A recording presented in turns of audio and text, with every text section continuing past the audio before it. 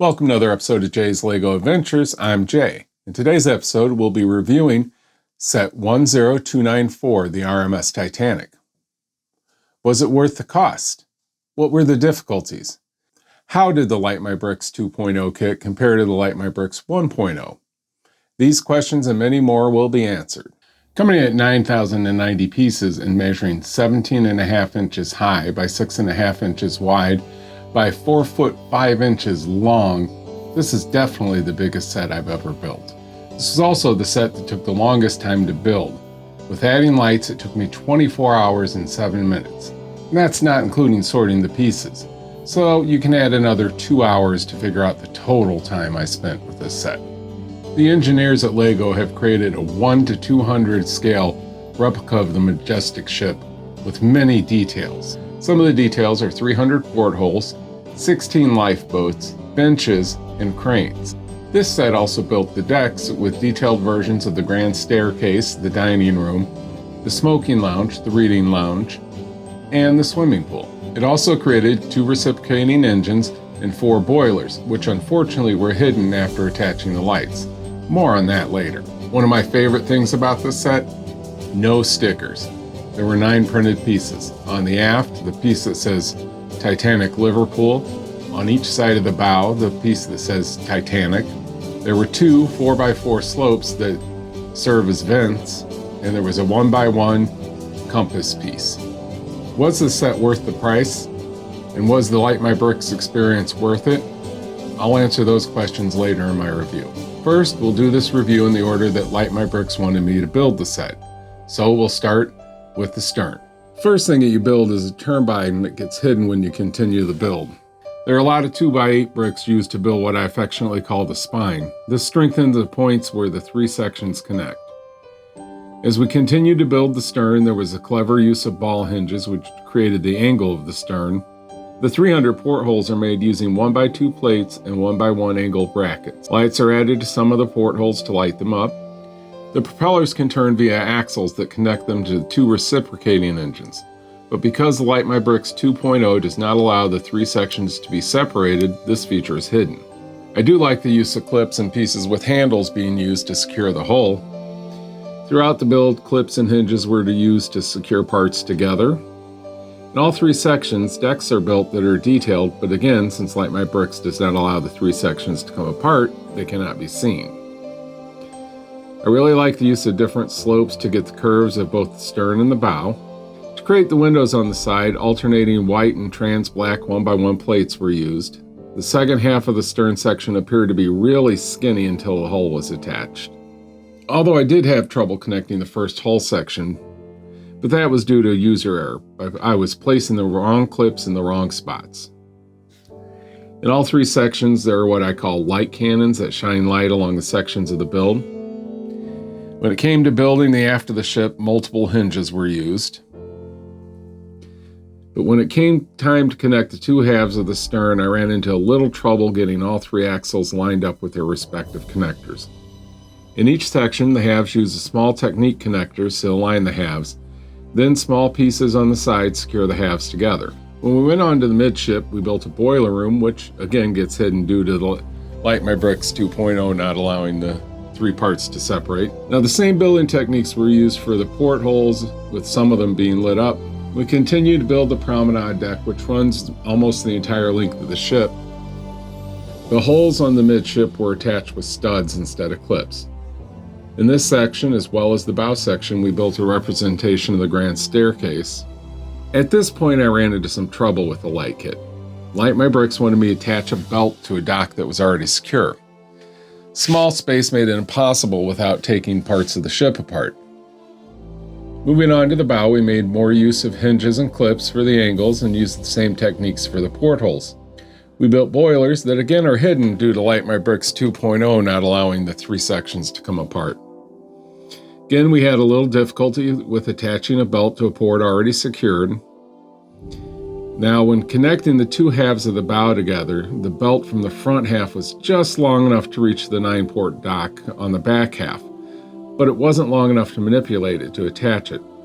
I had to detach the belts already connected to the port, take some of the ship apart, attach the 9-port dock to the belt from the front half, run the belt in the dock to where it was supposed to be secured, and reattach all the belts, then put the pieces of the ship back on. But before that could be done, I discovered one of the power ports on the 9-port dock was non-functional. The belt wouldn't fit into it. I had to request a replacement 9-port dock from Light My Bricks. They were very nice, and it came a few days later and I was able to finish. After getting it reconnected, I found out that the light on the mast of the bow was not working. Instead of waiting for a replacement part, I decided to finish the build and fix it later. The instructions for this Lego set came in both printed and PDF. As usual, I used the PDF until Light My Bricks wanted me to switch over to their instructions. Their instructions came in PDF only and had some problems. Sometimes they would have the wrong number of pieces you were supposed to use in a step.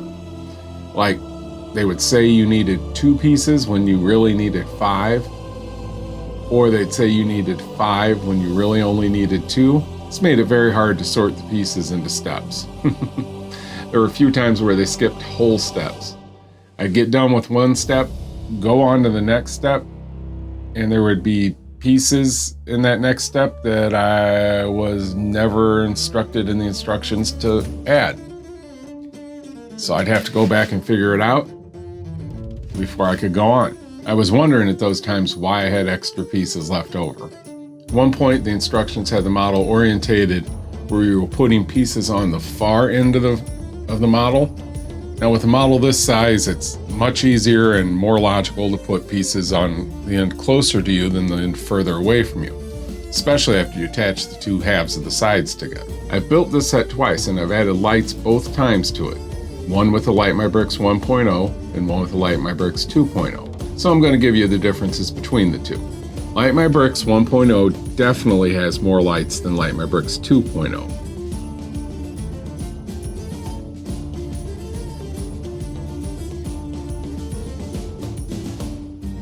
You also had the ability to display the 3 sections separately. When you did, the boilers, the pool, and the engine room, they were all lit up. Fortunately, Light My Bricks 2.0 does not allow for the sections to be displayed properly. Light My Bricks 2.0 did light up some portholes and was definitely easier to install. That being said, I like the Light My Bricks 1.0 better. Okay, let's do some scores. Now I'll be scoring both the Lego build and the light kit separately. Interest factor. With the many different building techniques and the many little details of this build, it made it an enjoyable and interesting experience. I'm going to give it a 9. It would have got a 10, but there are a lot of repetitive parts to it, so that brings it down a little bit. Displayability. This set, when completed, looks beautiful, and if you've got 4.5 feet to display it, it'll look beautiful in any room. I give it a 10. Value for your money. With 9,090 pieces at a cost of $680, that works out to be just under 7.5 cents a piece, which is a good value. On the subjective side of things, this is the set that got me into building Legos, and I've always been fascinated with the story of the Titanic. So factoring that in with the price per piece, I'm going to give that a 10. Adding the 3 scores up and averaging them out, that gives a set overall score of 9.66, which I do believe is the highest score any set has gotten yet. Now on to the Light My Bricks scores. First score is going to be ease of installation. Other than the times that Light My Bricks wanted you to attach a belt to a dock that was already secure with no room to do it, and a belt that could have been a little bit longer, the rest of the installation of the lights were fairly easy. Easier than the Light My Bricks 1.0, so I'm going to give it a 7. Aesthetic. Now, if I hadn't previously used the Light My Bricks 1.0 kit, I may have given this a higher score. But due to the fact that there are less lights in this than there are in the 1.0, and you can't display the 3 sections separately, I'm going to give this a score of 6. Value. This light kit costing $239 and not being as good as the Light My Bricks 1.0 kit, which was $74 cheaper, I'm going to give this a 5. So that gives the overall score of the light kit a 6. Not a very good light kit. Even though this build had a lot of repetitive steps, which is to be expected with a build this size, especially being a ship, because on a ship, what you do to one side, you gotta do to the other, it was still a very enjoyable and interesting experience. I loved all the little details I was adding into it, and besides, it looks great on my shelf. So if you love to build Lego ships, or you're a Titanic nut like me, and you've got 4.5 feet of space, I highly recommend getting this set and experiencing the enjoyment of the build. Thanks for joining me for my review of this set. I hope you enjoyed it. If you did, you can like this video, subscribe to my channel, and hit the bell to be notified of new episodes.